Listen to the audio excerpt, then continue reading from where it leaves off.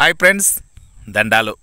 ఇప్పుడు మూలా జ్యేష్ఠులు వానలు, ఈ మూలా జ్యేష్ఠులు వానలు పడితే రాగి పంట నష్టమో, కానీ ఈ సొగుడు గింజలకు బలేసే బొప్ప.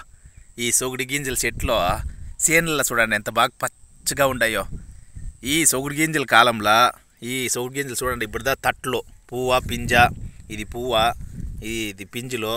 అంటే సొగుడు గింజలు అంటే మన డైనికోట, ఒసూరు, సూళగిరి, అంచేటి తాలూకాలు అందరికీ తెలుసును. కానీ దూరంగా ఉండే ఆంధ్రదేశం వాళ్ళకి ఇది అనపకాయలు అంటే ఏమి అని అడుగుతారు.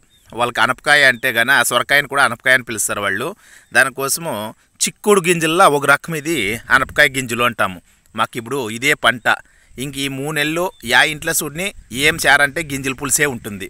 గింజల పులుసు, ఉప్పు నీళ్ళు, పిదికి బేల సారే ఉంటుంది. పిదికి బేల సార్ అంటే నంజర సార్ కూడా ఏం చేసేకాయలు తప్ప మీరు మటన్ చికెన్ ఏం తిన్నానో ఆనందం ఉండేలే. ఇక్కడ పిదికి బేల సార్ తిని చూడండి ఒక కిత్త మా ఊర్లో వచ్చి. అదో ఆడ కనబడే కొండ ఒన్నుగూరికి నాగమునేశ్వర స్వామి దేవాలయం అప్ప. ఆ కొండలను మాకు పర్స్ అవుతుంది. ఈడ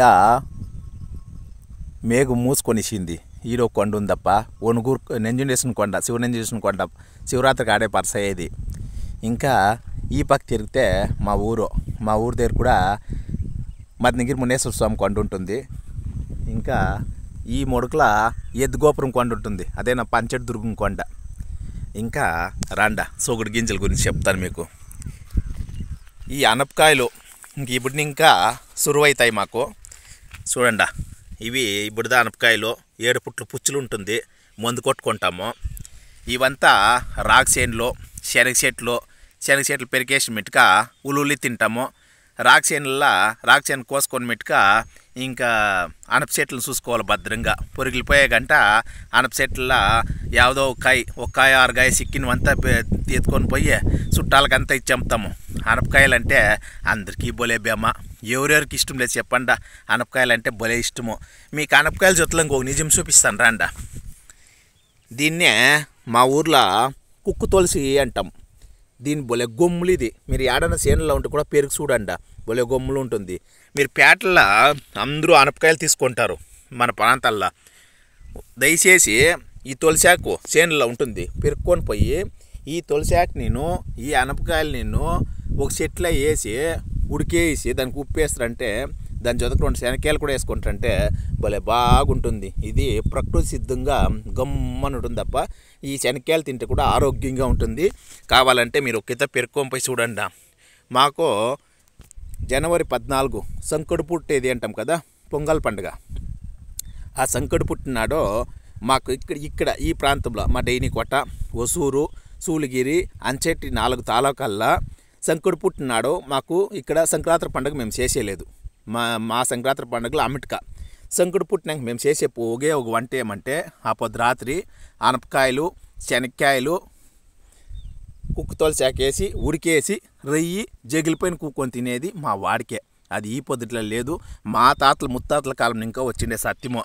ఎవరంతా ఇదంతా ఇండ్లా చేసినారో కామెంట్స్ చేయండి. ఇది మన సంస్కృతి సంప్రదాయాలు, మన పల్లె విధానాలు, సరేనా. ఇంకా ఈ చేనులా చూడండి, గురుగాకు, బెల్లమాకు, అలమాకు ఇవంతా గొడ్డు గోదకి మేపులు. రాక్షని కోసుకొని మెట్టుక సిగరే ప్రతి ఆకును గొడ్డు గోదకి మేపు ఉంటుంది, కోసి దూక్కొని పోయి వేస్తాము. ఈ అనపకాయలు ఇంకా ఎన్ని ఉపయోగాలు చూడండి. బుర్రలో ఇవంతా బుర్రలు అవుతూ ఉన్నాయి, దాంట్లో పుచ్చి పొడిపోయిండాయి, మందు చూపియాల, మందు కొట్టుకోనాల. ఆర్గానిక్లో కూడా మందులు ఉంటాయి, ఆర్గానిక్ మందులు కూడా చూపిస్తే బాగుంటుంది. ఇంకా ఈ అనపకాయ చెట్లలో మాకు వచ్చే పిదికి పప్పులో బెల్లమేసి దోసలు కాలుస్తారు. మాకు ఇప్పుడు దినము ఇడ్లీ దోశలంతా మా పక్క లేదప్ప.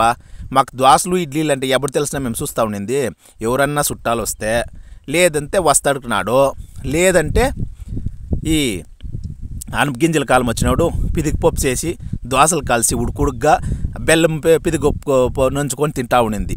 పిదికి పప్పు అంత బాగుంటుంది. పిదికి పప్పు వచ్చే మీరు మసాలా సార చేస్తారంటే చేపల సార, నంజర సార, కోడి నంజర, మీరు ఏం నంజరా తినండి అప్ప. పిదికి పప్పు దగ్గర వచ్చి ఏమిటికి సాలలే, అంత బాగుంటుంది తప్ప. ఎవరెవరికంతా ఎంత బేమో ఎంత ఇష్టమో కామెంట్ రూపంలో చెప్తా ఉండాలా. ఎంత బాగుంటుంది దర్శన మన సంస్కృతి, మన సంప్రదాయాల్లో ఇట్లా వీడియోలో మీరంతా చేయాలని కోరుకుంటానప్ప. ఎన్ని ఊర్లో ఇదంతా ఉంది, మన ఆచారాలు, వ్యవహారాలు, పండుగలు, పబ్బాలు, సంస్కృతి, సంప్రదాయము ఇదంతా మీరు చూపించుకుంటే ఎవరు చూపిస్తారో అంతా మీ చేతిలోనే ఉండేది. మీరు వెనక చేసుకున్నదండ, నిద్రపోతూ ఉండరు కదా, మేల్కొండ రాండా బయటికే. మనం ఒకరు ఇద్దరు లేదు, సుమారు 50 లక్షల జనం ఉండాం తెలుగు చదివి ఉండేవాళ్ళు. ఈ 50 ఏళ్ళని ఇంకా ఏమంటారో నిజమే నేను చెప్పిందే. చూడండి, ఇది గెరకొసువు. ఈ గెరకొసులా ఈడు పూలిసినదే, దీన్ని ముడుగుదామరే అంటాము.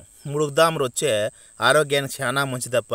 ఈ ముడుగుదామర వచ్చే ఆరోగ్యం ఎట్లో కానీ మా చిన్నోళ్ళకి ఇది కనబడితే మాత్రము భలే ఇష్టము. ఎలా చెప్పండి, ముట్టేతలకు ముడుకుంటుంది. ఇట్లా ముట్టే తడువప్ప, భలే సిగ్గు దీనికి. ఇట్లా ముడితే చాలప్ప, అట్లే ముడుకొని ఇస్తుంది. సిగ్గు పెండ్లి కూతురు అంటామే అట్లా ఇది ముడితే ముడుకొని ఇస్తుంది. దాన్నే ముడుగుదామరే అంటాము. ఎవరంతా ఈ ముడుగుదామని ముట్టిండారో కామెంట్ చేయండి అప్ప. ఇది ఉలువు సేనప్ప.